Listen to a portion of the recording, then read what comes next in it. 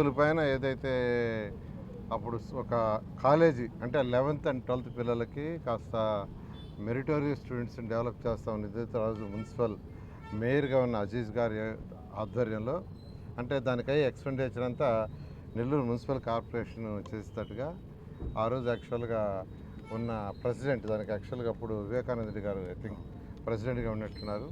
అప్పుడు వాళ్ళని అడిగి యాక్చువల్గా ఆ స్కూల్ పైన బిల్డింగ్లోని ఖాళీగా ఉంటే అంతకుముందు అక్కడ లా కాలేజ్ ఉండింది.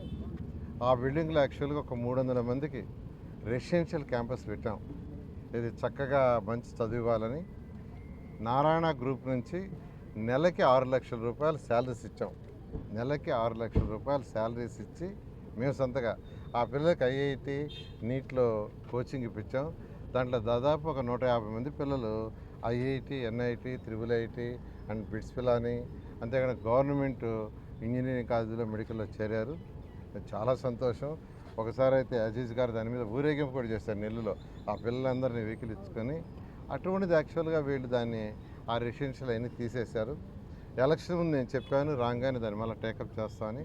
దాని మీద సుదీర్ఘంగా ఆలోచిస్తుండా కాలేజీ కాదు స్కూలు అంటే పిల్లలు 6th క్లాస్ నుంచి 12th దాకా లేదంటే నర్సరీ నుంచి 12th దాకా ఆ యొక్క కింద ఉన్న స్కూలు పైన మొత్తం బిల్డింగ్స్కి ఒక మోడల్గా చేసి ఏదైతే మన స్లమ్స్లో సర్వేపల్లి కెనాల్ కట్ట కావచ్చు, పెన్నా కట్ట కావచ్చు, దీన్ దయాళ్ నగర్ కావచ్చు, కుసుమార్జన కావచ్చు, పేదలు నిరుపేదల పిల్లలు ఉండారో వాళ్ళందరికీ హై క్వాలిటీ ఎడ్యుకేషన్ ఇంటర్నేషనల్ స్కూల్స్లో ఎలా ఇస్తారో ఇంకా చెప్పాలంటే ఈరోజు నెల్లూరులో ఉన్న స్కూల్స్లో ఇచ్చేదానికంటే బెటర్ ఎడ్యుకేషన్ పేదలు నిరుపేదలకు ఇవ్వాలనే దాంతో ఆలోచిస్తున్నాను. నేను యాక్చువల్గా మంత్రి గారితో కూడా మాట్లాడాను.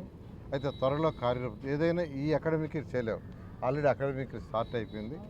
అందువల్ల ఇవన్నీ ప్లాన్లు చేసి నెక్స్ట్ అకాడమిక్ బిగినింగ్ నుంచి దాన్ని స్టార్ట్ చేయడం జరుగుతుంది. ఓకే కాదు కనీసం ఒక 1000 మంది పిల్లలకి బెనిఫిట్ అయ్యేటట్టు చేయాలి. అయితే దానికి ఫండ్స్ కావాలి. అంటే ఎస్టాబ్లిష్ చేయడం ఈజీ, సిఎస్ఆర్ ఫండ్ ఏదో ఒకటి చేస్తాం, బట్ రన్నింగ్ ఎక్స్పెండిచర్ ఇంపార్టెంట్. దానికి ఎలా అనేది బడ్జెట్స్ అనేది సీఎం గారితో మాట్లాడి కార్పొరేషన్తో మాట్లాడి ఖచ్చితంగా కనీసం ఒక 1000 మంది పిల్లలు అందులో కనీసం ఒక 300-400 హాస్టల్ మిగతా వాళ్ళు డే స్కాలర్ బెనిఫిట్ అయ్యేటట్టుగా హై క్వాలిటీ అది పేదలు నిరుపేదలకి ఇచ్చే విధంగా చేయడం జరుగుతుంది. ఈ రాష్ట్రంలో మున్సిపల్ శాఖలో అనేక అవకతవకలు జరిగినాయి. అందులో పర్టికులర్గా ఈ యొక్క